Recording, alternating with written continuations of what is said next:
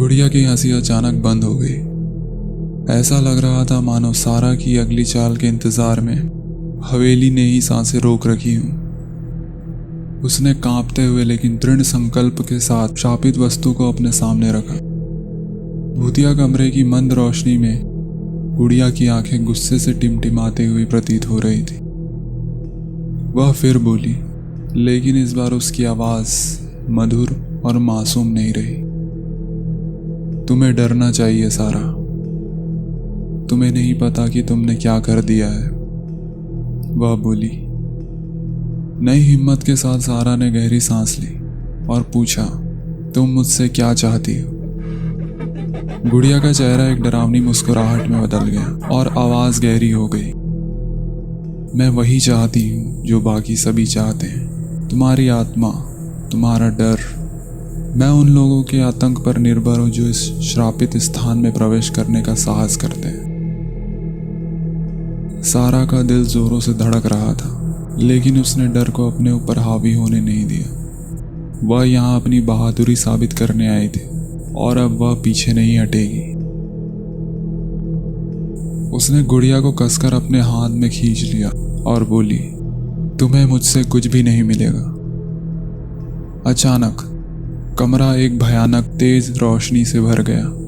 परछाइयां दीवारों पर नृत्य कर रही थी। सारा को लगा कि एक शक्तिशाली शक्ति गुड़िया को उसकी पकड़ से खींचने की कोशिश कर रही है, लेकिन उसने अपनी पूरी ताकत से उसे पकड़ रखा था। गुड़िया की आवाज हताश हो गई। उसका स्वर द्वेष से बदलकर दयनीय याचना में बदल गया।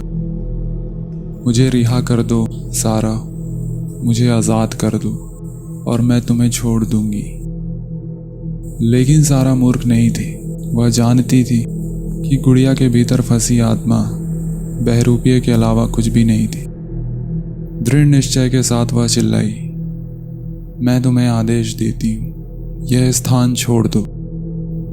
हवेली कांप उठी, मानो बुराई की नींव ढह रही हो, जिसने इसे इतने लंबे समय तक साथ रखा था।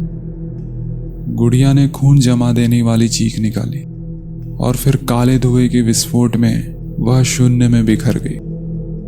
कमरे में फिर से अंधेरा छा गया और अत्याचारी वातावरण शांत हो गया। सारा थक कर अपने घुटनों पर गिर गई।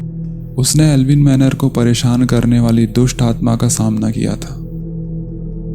जैसे ही सुबह की पहली किरण हवेली की खस्ताहाल खिड़कियों से गुजरी, दरवाजों और खिड़कियों पर लगे ताले खुल गए और सारा को पता चल गया कि वह अब आजाद है।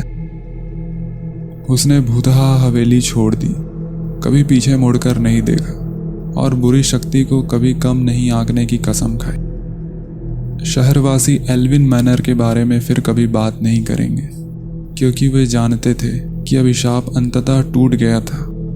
लेकिन सारा, जो अपनी दर्दनाक मुठभेड़ से हमेशा के लिए बदल गई, उस रात की याद हमेशा अपने साथ रखेगी। यह याद दिलाते रहेगी कि कभी कभी अतीत की अफवाहें बहुत वास्तविक होती हैं और वे गुमनाम स्थानों में छिपी रहती हैं।